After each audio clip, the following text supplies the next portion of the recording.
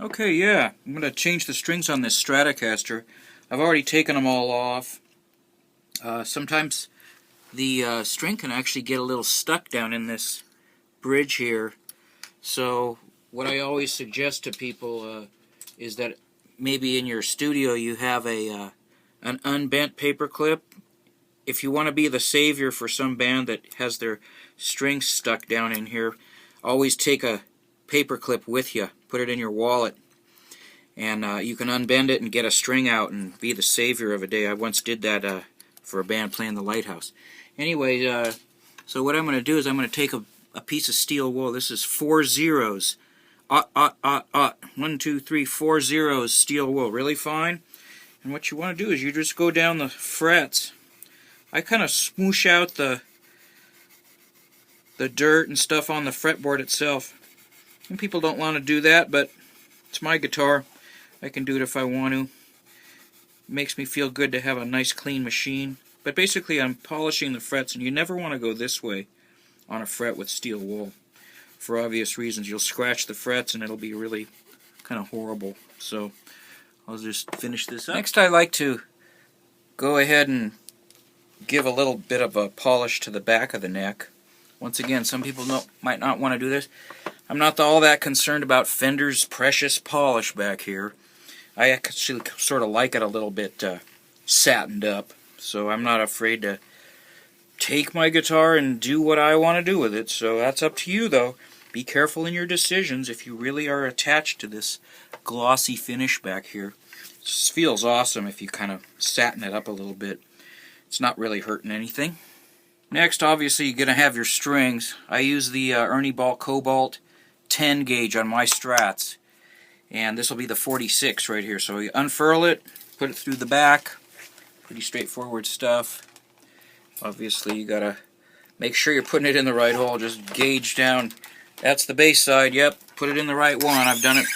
Everybody's messed up once. And then what I do is I'll put my guitar down sort of in between my legs like that, so it can't fall if it's here. So then you can work on things. I'm going to bring this down really close. Okay, so this Strat has the old style Leo Fender. You pop it down in here. The problem is that's going to be just way too much string. So what I usually do is I'll just give it a finger length, put a bend there, and then I literally have the string bent. So I can go ahead and cut that. Okay. Gotta have tools close by. So I'm going to go ahead and cut that maybe a tiny bit, leave it a little long. And then what you do is you just drop it in this hole. Right here. The top of this bobbin has a hole in it. Not all pegs are the same, but this is an old school Strat. And I'm just going to go ahead and cinch that down. And I know it's going to come this way because they always want to go on the inside. And I have this tricky little Ernie Ball winder, so it's going to speed things up a little bit. You're not going to see me winding my peg by hand. And I also be wanting to look at it, the bridge down here. Over there, down here. Make sure that that I'm not kinked up down on the bridge. Okay, I'm going to keep doing that. Now here's all the strings done. I'm going to go down so you can take a nice close look. The coils on the third string right here, you can see it's pretty extensive. I just really like a big coil set on there. I'm not sure if I'm getting that to focus there, but yeah. The same thing on the two skinny strings. Quite a bit of string on those. And then the very last thing that I like to show people is I take a little tool that I made, and this is basically a clothespin, those old wooden clothespins that I just kind of took it apart and broke it into what I wanted. And this is a saddle seating tool, it says. I love making little tools.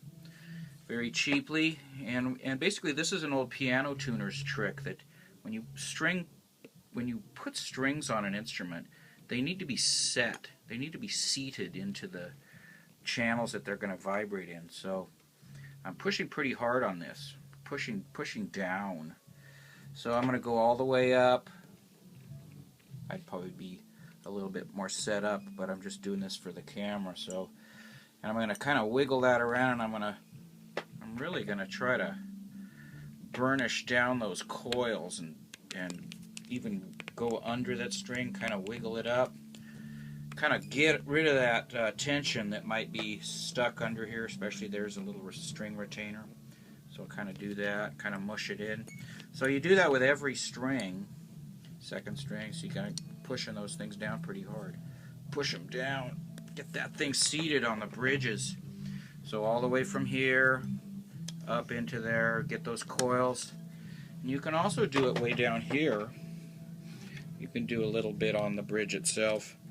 I like to push these parts down, get those parts scheduled. There's not much you can really do about new strings taking a little bit of time to settle in, but and then you got a really nice kind of burnished. Let's see here. I started with this guitar in tune. Yeah, it went a little flat for even after doing it. Well, there you have it.